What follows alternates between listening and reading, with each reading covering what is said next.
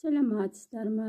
Менің сүйікті көрермендерім, мен бүгін сіздерге асқабақтан осындай асқабақ тосабын дайындайтын боламын.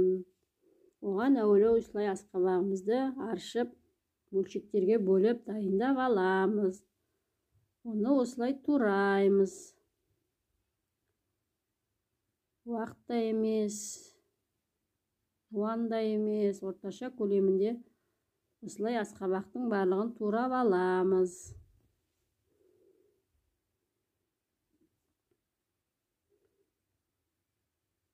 Осыдан дәмді тосап шығады. Асқабақтың да адам пайдасына тигізер еңбегі зор.